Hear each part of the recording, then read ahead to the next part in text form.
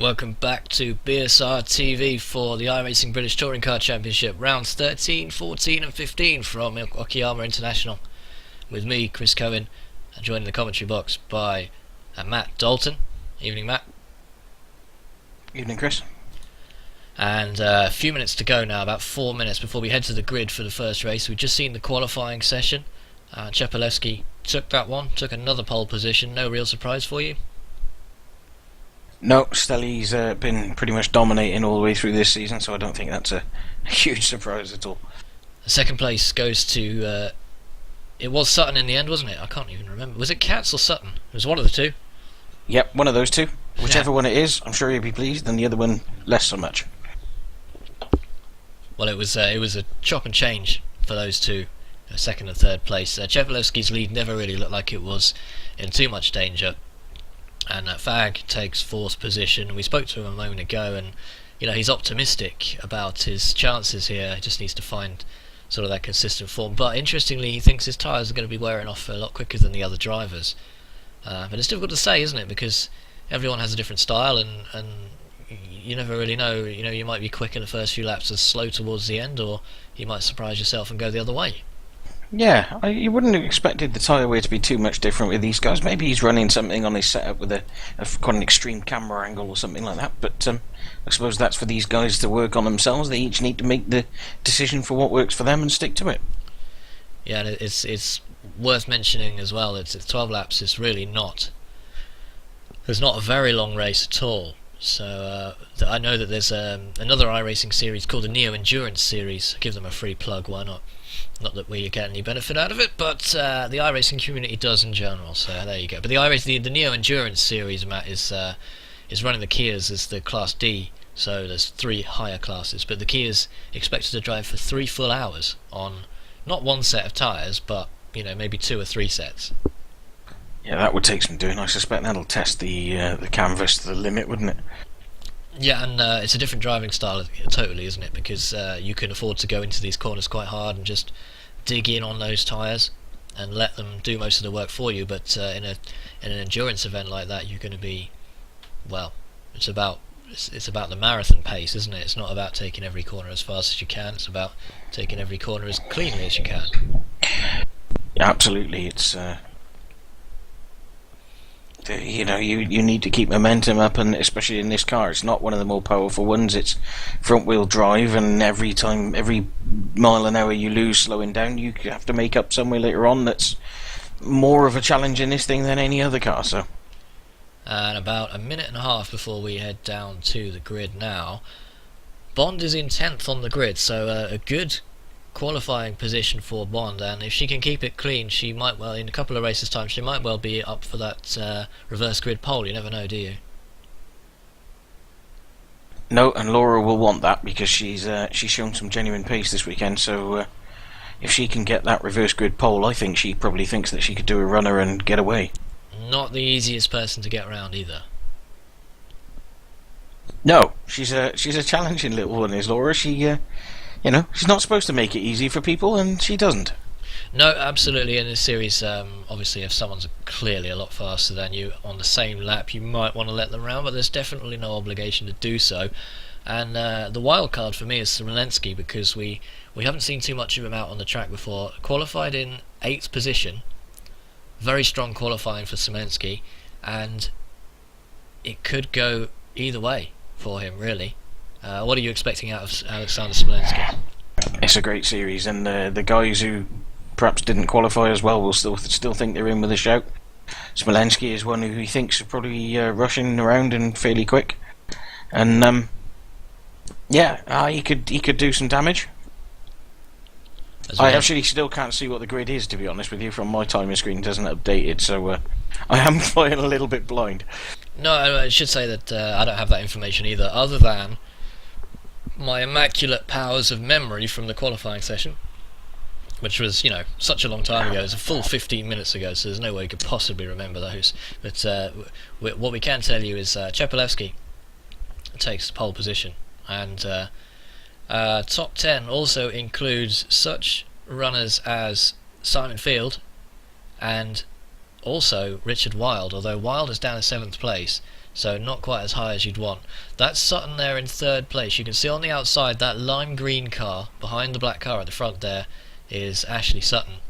Katz managed to pip him at the post. He's not on the grid yet, Katz, and that's Fag's white Speedworks car on the left in the 4th position. And the outside, Matt, is the pole position. Is that where you'd want to be? In the skip barber, yes. In this thing, no. No, I'd want the inside line. I think these are cars that are notoriously tricky to launch, and the guy on the outside is probably going to get jumped. So the lights come on for race number 1, round 13 of the iRacing British Touring Car Championship. That's Jepolewski on pole position. Will he get a good start? He's off. They're all off as they head down to the first corner here at Okayama. We see Sutton's making a move down the inside already as they all rush into turn 1. Are they all going to get through there cleanly? There's 28 cars in the field. One of them is slow getting away. Well, it's anyone's game at the moment. Yeah, I think Sutton's gone off actually on the first corner there, and there's a big wreck at the back. There's a Yuasa into the wall there, I can see that. And where is Sutton? Sutton's coming back on the track by the looks of things. He's lost out big time. And Jepolewski is... Where is Jepolewski? He's in 3rd. So Jepolewski's gone down to 3rd. I wonder what happened there, because we just didn't see that first corner on the camera, did we? And that's Katz out in front.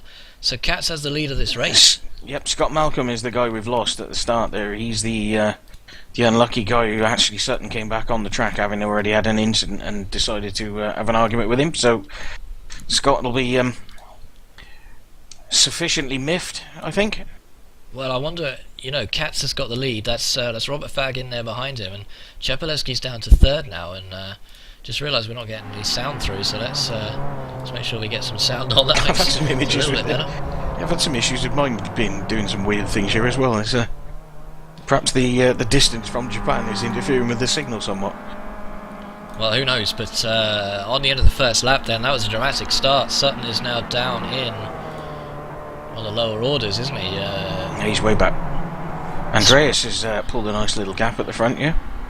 So it's Katz from Fag, Jepolewski, Terry has muscled his way into 4th, and Wild has that 5th place. And Diaz is 6th, and Laura Bond's up to 7th. And look at this man, Ellis Stevens. Ellis Stevens is up to 8th place from 12th on the grid. We said he always makes up places on the start. He's a little bit like probably a cheap man's version of Fernando Alonso in that respect. And now Stevens is chasing down Laura Bond. He didn't have the pace in qualifying, so it'll be interesting to see if he's going to make an impact. And Bond is chasing down Diaz just in front as well, actually. Let's switch over and have a look from Laura Bond's point of view as she gets in the draft, if there is one. Yeah, I'm not sure you pick up that much of a draft in this car at this track. I think really it's down to how well you can get out of the corners and the maybe a small effect, but not much of one. I don't think the straights are long enough, to be honest. No, I think you're probably right there, but a little bit of a gap now forming up to the front 5. Really, Wild in 5th place is the blue car you can see just at the end of this sort of train, just up in front. But the red and white car there is Ander Diaz, just up in front in 6th position, and he'll want to be getting away from Bond if at all possible. But she's stuck on the rear end of that Kia at the moment, and a very slow exit from Diaz, and Bond's got away well here, so she'll need a good exit from the final corner, and this could be another position. But we'll stay with this battle just for the moment, because interesting to see what happens here. Yeah, Laura driving really well actually, so and we're seeing there's a big field coming down in the background there, the 2 of the Dynajets and the Wix Racing cars as well. And interestingly, Simon Field has been pushed down to 9th place there, so he's lost a few positions off the grid.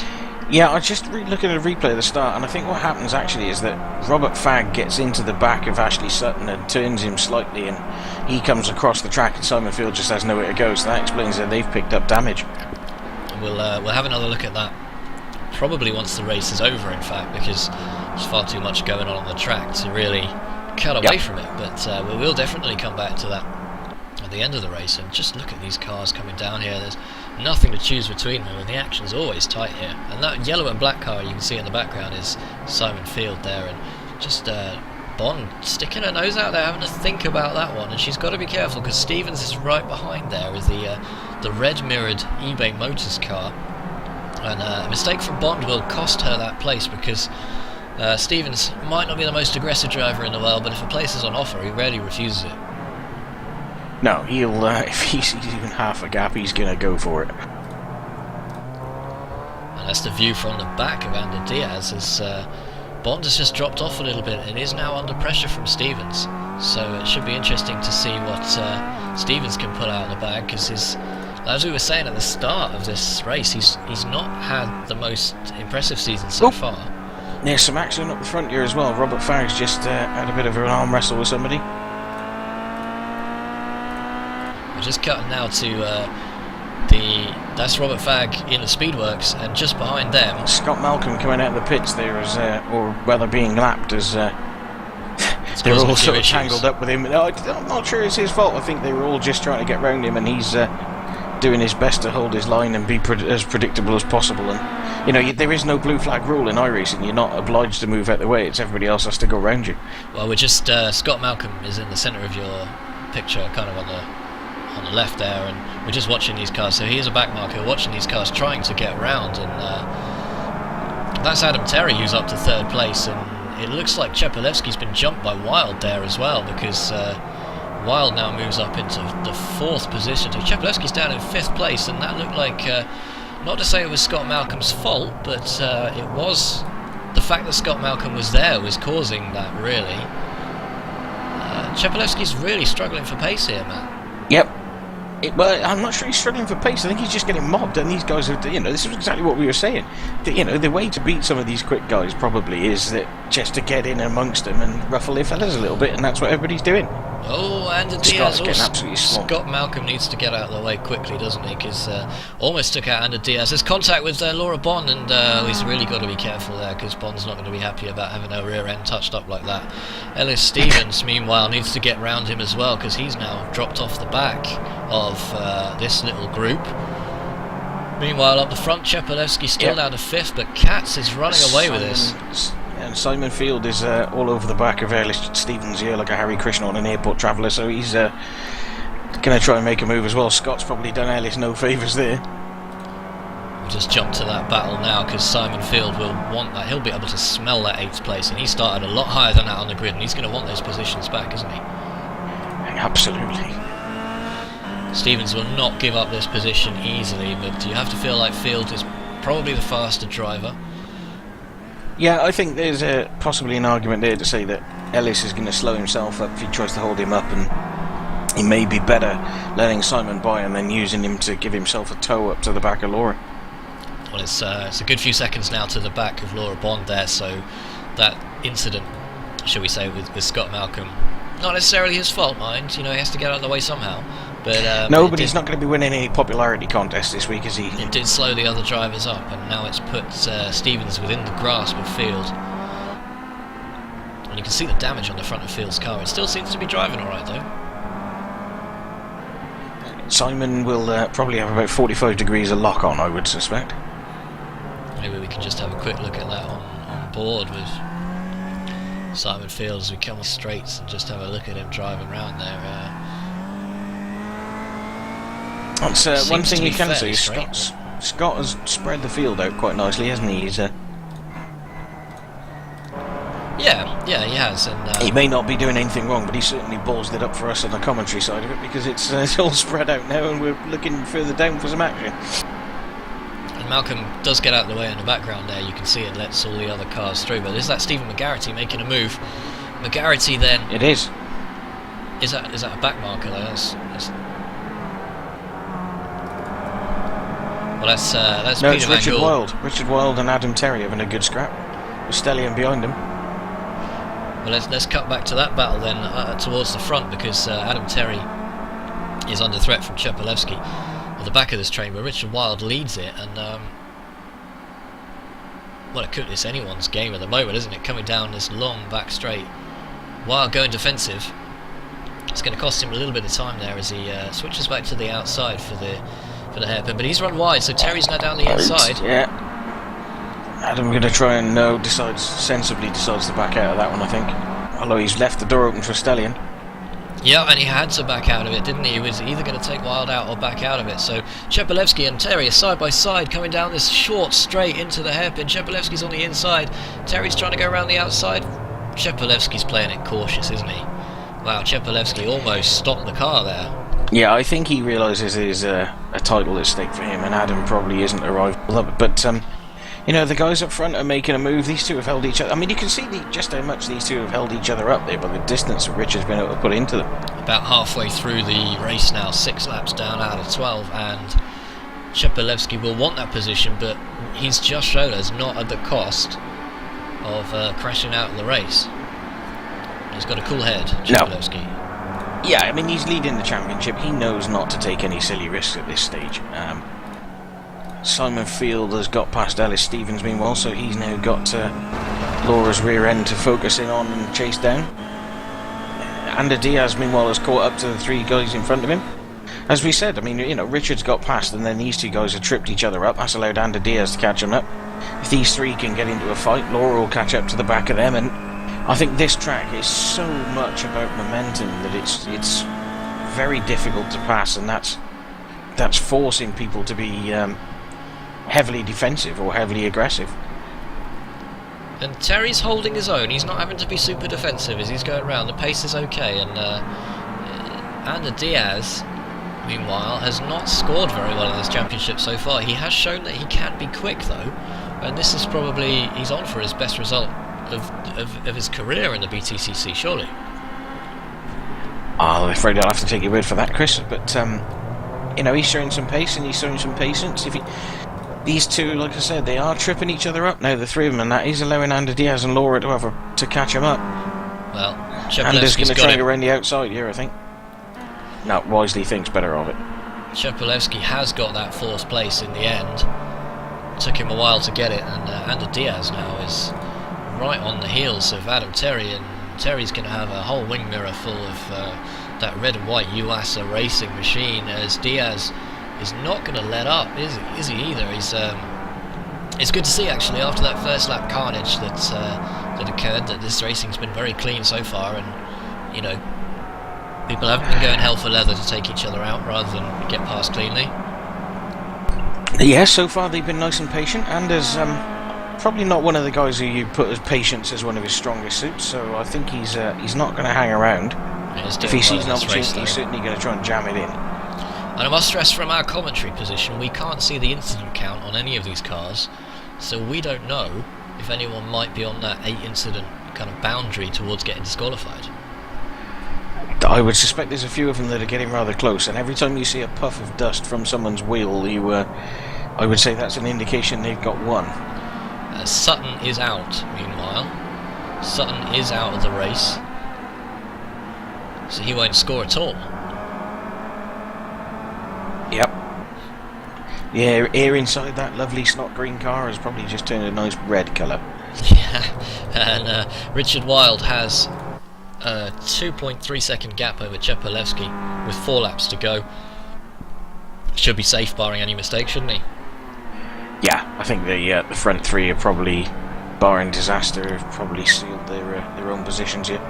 Simon Field putting Laura Bond under some pressure. And Laura will be keen not to give his position up, but you have to feel like, oh, and Nick McCarron goes very wide in the background there, and another car going wide, and they want to watch their incident counts as Field just pulling out, just letting her know he's there. He won't get round this time, but you have to feel like Field is the faster driver here, and he should be able to get round without too many problems to recover another one of those lost positions from the start. Yeah, he's another wheel on the grass there. Simon's got to be pushing close to that limit, I would think. He's a couple of times had a wheel on the grass, looking a little bit ragged and a little bit unlike himself here. Laura, as we've said, is very good though at making that car as wide as possible. As I say that, as Simon goes up the inside. But she hasn't. Simon Nope, Fields had to tuck back in, so she's got a good exit down the back straight. And Field might well have a go under braking here. That's Stevens in the background with the red wing mirrors.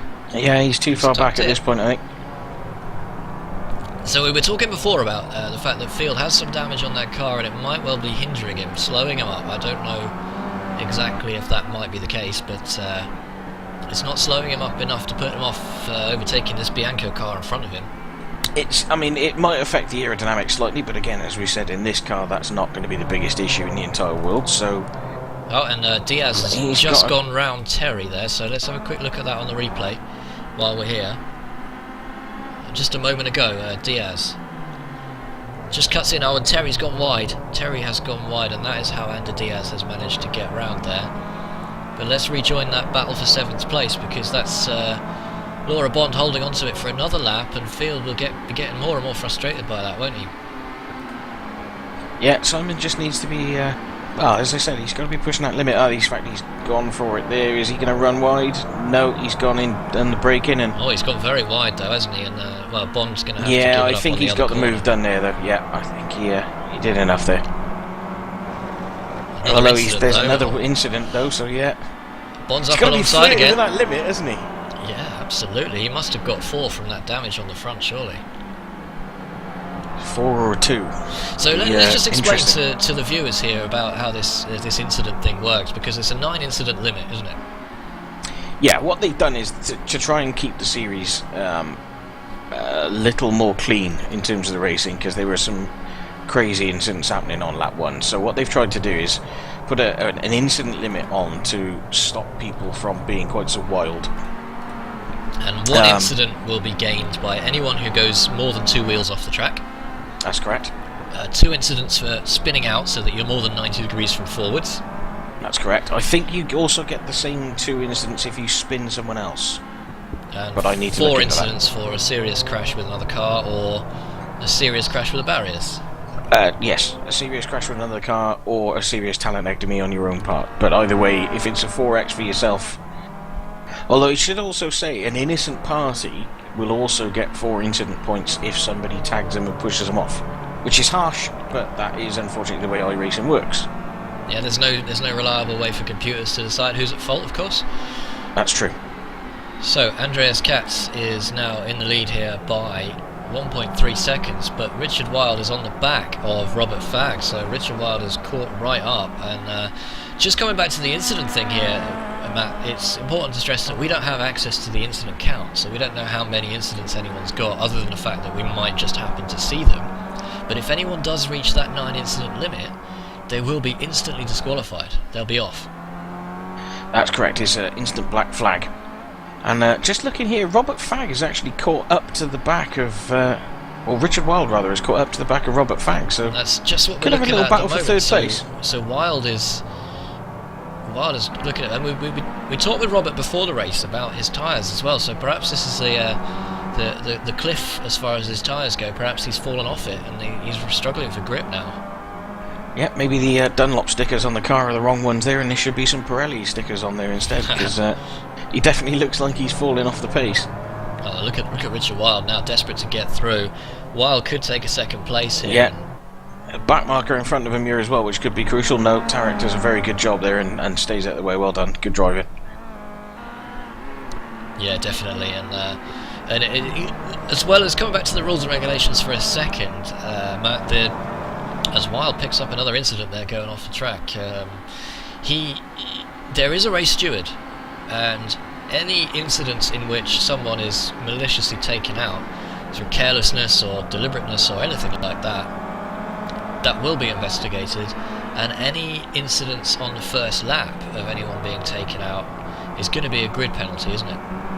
Yeah, which probably means that Mr. Sutton is going to be starting at the back of the grid for the next race, which I'm sure he'll thoroughly enjoy that. Oh, no, Wilde's down the inside, that's a rash move. Oh, and Fag's Fag's off. That was really rash from Richard Wilde, but yeah. Should really give the place back.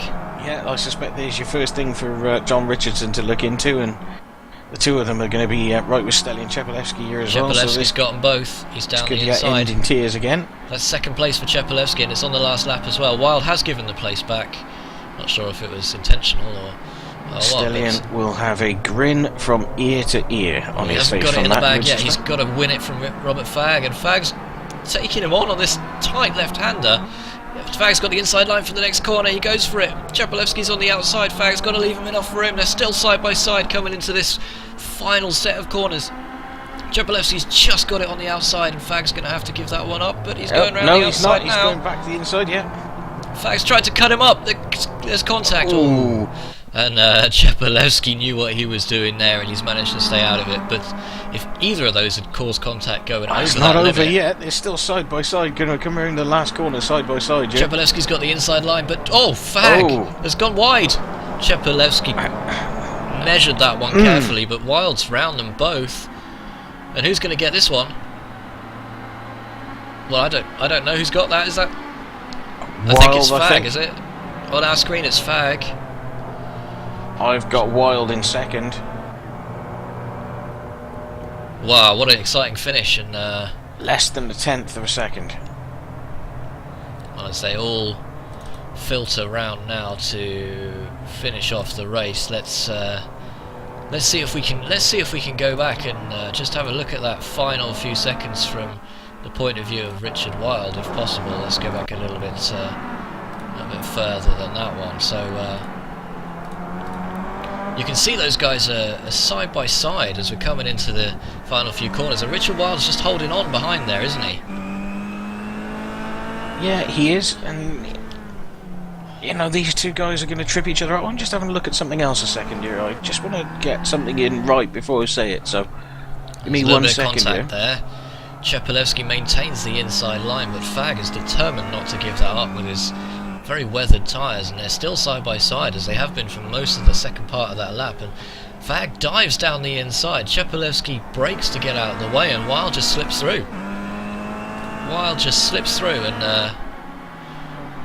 well, it looks like he's, I don't know. Yep, he's taken the second place, Matt. So Richard Wild gets the second place in dramatic style at the end of the first race. Robert Fag third, and Chepelevsky fourth. So Adam Terry is fifth, Diaz sixth, Field and Stevens both slip past Laura Bond to get into seventh and eighth, and Bond herself finishes ninth. Nick McCarron, meanwhile, is in the 10th position. Steve Hefford for Yoasa Racing finishes 11th, Van Gool finishes 12th, Piniella 13th, Richardson 14th. Good result for Raz in 12th there, yeah. And McGarity is 15th. It's showing Sutton as 16th on the board, but I don't think it was. I think he withdrew earlier than that. Smolensky, though, from 8th on the grid, wasn't quite the performance he would have hoped for, was it?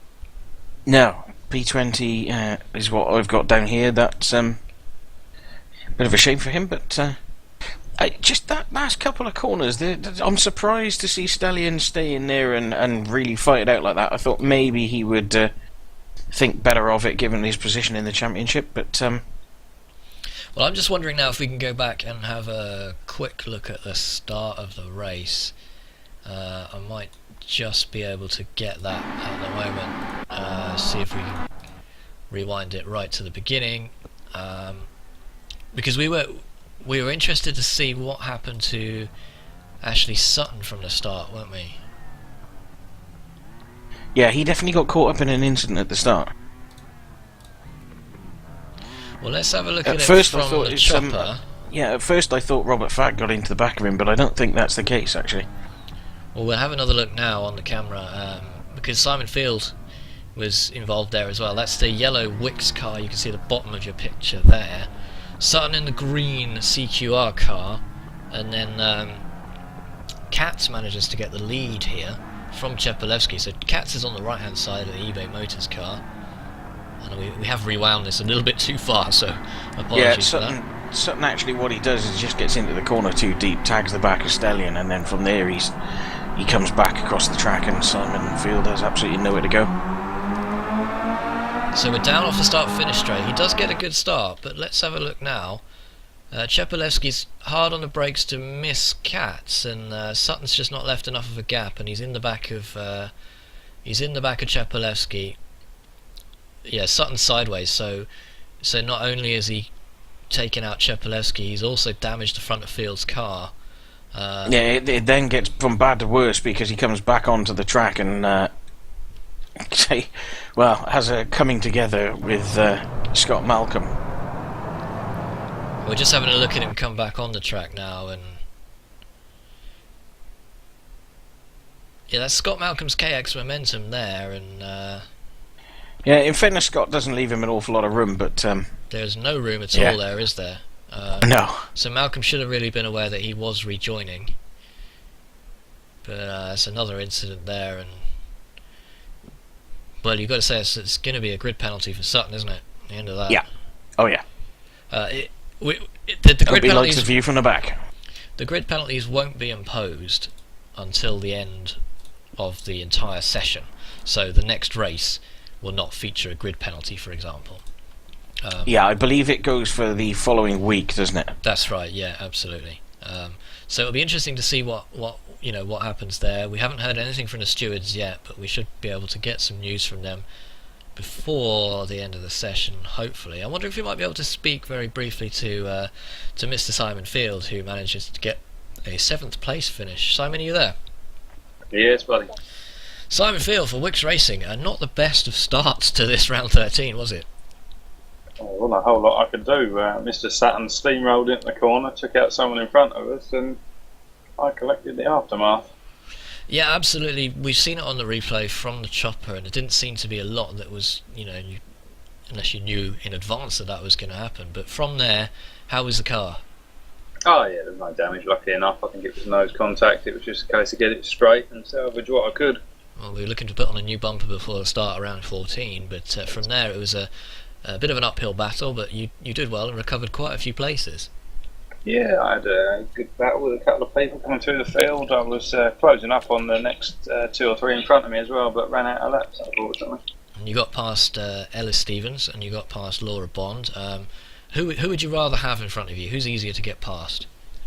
No, to be honest, I don't think either of them want to get out of the way, let's be honest. So, they didn't give it up for me. They made it hard work, so glad I was able to fight through. The 3rd place in the championship at the moment. It's looking very rosy for you, especially with fairly consistent finishes. So what's your hopes for the next two races this evening? I need to move forward a little bit. I think there was a couple of people in that race that beat me that are ahead of me in the championship, I think. So just another couple of... I know I've probably got the pace to run with the front 3, I reckon. So try and make my way forward again. Well, I'll be keeping a keen eye on the track, so good luck in round 14, Simon. Cheers, buddy. That's Simon Field for Wicks Racing, and he's done well this season so far. It's 3rd place, solid finishing, hasn't he, Matt? Yeah, I think that was a good fight back, and that should stand him in good stead for later on in the championship, I think. Absolutely, and that was a dramatic start, especially towards the end of that race as well. I mean, it's shown that Chepelewski is not just willing to lie down when it comes to the last lap. No, I don't think he would. I'm surprised at that though, Stellian. I thought maybe he might just sit it out, but decided to get it stuck in, and I think risky is the way you describe that. Interesting to see what the championship positions are now. I think that will have. I think perhaps if Andreas Katz wasn't in first, he may have backed out of it. Yeah, it could well be, because Katz came into this only 13 points behind Chepelewski, and he would have made up about half of that with that last race's finish. So stay tuned here on BSR TV. 2 more exciting races coming up this evening. If you're watching live on Twitch, just stay where you are or stay tuned, and do feel free to put any questions, comments, that kind of thing into the chat. We can pick up those when we start the round 14 coverage. But for now on BSR TV, thanks for watching. We're going to take a quick break.